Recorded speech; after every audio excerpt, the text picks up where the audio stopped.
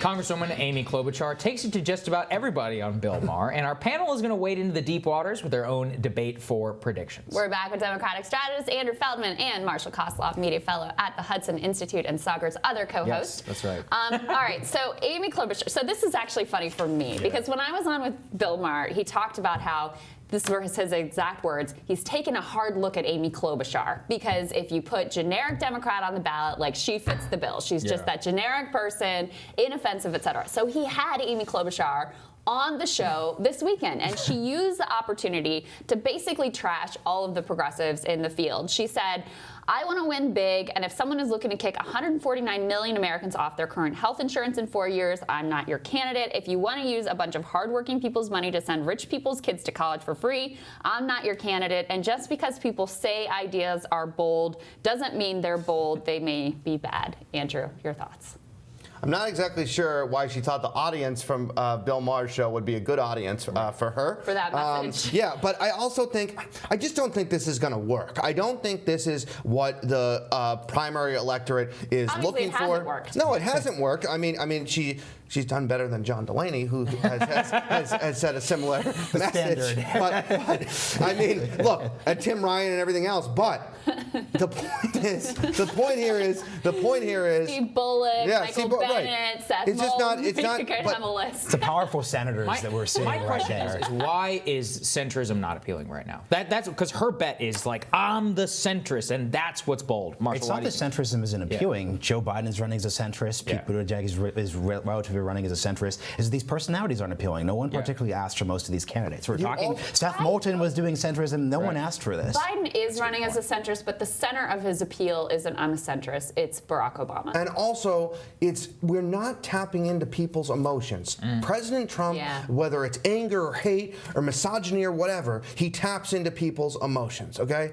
Democrats have to do the same thing or we're not going to win. Amy Klobuchar saying, no, this can't happen, no, this can't happen, is not going to tap into the people's emotions in a way to get them fired up and to beat Donald Trump. It's just not going to happen. What if at the debate tomorrow night she ate a salad with a comb? Do you think that I'd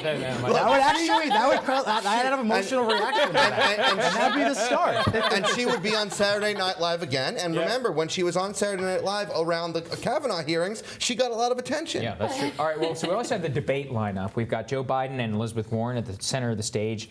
And 12 people on 12 stage. people is quite a bit of crowded field. We did get news this morning that Tulsi Gabbard will be up there. Andrew, ultimately, what do you think is what's going to happen? Tom Steyer makes his debut on the American. Tom Steyer is going to be the Bill de Blasio of this debate.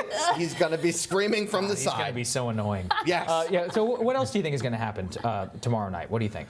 I think that Bernie has to have a major performance. This is people are looking at this, and to be honest with you, since he got out of the hospital over the last week or so, I thought he's been very candid and had some good appearances, right? And I think that's been he's been straight with the American people. Let's see how he performs tomorrow night. I don't think people will come after him. I think he has an opportunity where his opponents on the stage are going to praise him for being there, and let's see if he can take advantage. Elizabeth Warren is the front runner, right? She's the person who, over the last few debates, has skyrocketed in the polls. Can she handle the heat? That's the question. Yeah. What do you think, Marshall? There's going to be a lot of sniping. I think that the key story here with Warren or Biden or with Bernie Sanders is that they have consistent fundamentals here. And I think that there are going to be lots of ineffective attacks like the one Amy Klobuchar was launching. And I think it's not going to make a difference because people aren't looking for wonky sort of, whoa, her healthcare plan does this and his healthcare plan does that. They're really sort of saying, can this person beat President Trump?